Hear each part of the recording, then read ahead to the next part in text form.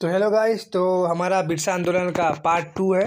जैसा कि हमने पार्ट 1 में बताया था इसका कारण बारे में, और इसके हम परिणाम के बारे में आज चर्चा करने वाले हैं। इसके क्या क्या परिणाम है, ठीक है, जो कि हर एग्जाम के लिए, चाहे यूपीएससी हो, जेपीएससी हो, जैसे सीजीएल हो, चाहे सेमेस्टर के लिए हो। देखिए, पहला इसके परिणाम निकला कि 1902 में गुमला अनुमंडल की स्थापना किया गया। ठीक है। दूसरा परिणाम यह निकला कि 1903 में जस्ट एक साल बाद खूंटी को अनुमंडल के रूप में स्थापना किया गया। तीसरा निकला कि 1908 में छोटानागपुर काश्तकारी अधिनियम के द्वारा मुंडाओं को कुछ राहत मिली। ठीक है, ये सब उसका परिणाम निकला। ठीक है। उस बिरसा मुंडा आंदोलन के बाद वर्ष 908 में पारित छोटानागपुर काश्तकारी अधिनियम के द्वारा कुटकुटी अधिकारी को पुनः स्थापित कर दिया। ठीक है। कुटकुटी की अधिकारी मतलब की व्यवस्था क्या था, हम उस कारण बता चुके हैं। ठीक है। बिरसा मुंडा आंदोलन के कारण में वहाँ जाके आप पढ़ सकते हैं उसके बारे में क्या था। बेट बेगार यानी बंधुओं मजदूरों पर प्रतिबंध कर दिया गया था।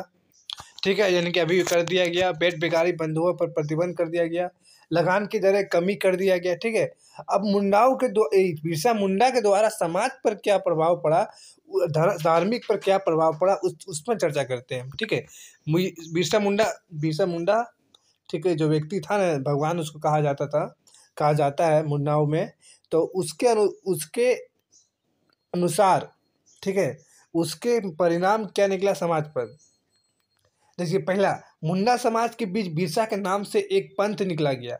उस पंथ का नाम था बिरसाइत या बीरसेव पंथ चलाया गया। ठीक है, ये बिरसा मुंडा के परिणाम ही है। ठीक है, व्यक्ति का परिणाम, उसके परिणाम। ठीक है। दूसरा निकला कि बिरसा की पवित्र स्मृति मुंडाओं का उदय में बनी हुई है। ठीक है, हृदय में बनी हुई है, सॉरी, हृदय में बनी हुई है।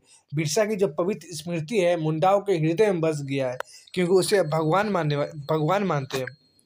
बिरसा की वीरता व बलिदान की गाथा अनेक लोक कथाओं व लोक गीतों में अमर बन चुके हैं। बहुत से राइटर बिरसा मुंडा पर बुक लिखे हैं। ठीक है, इसके अनुसार वो कहा जा रहा है।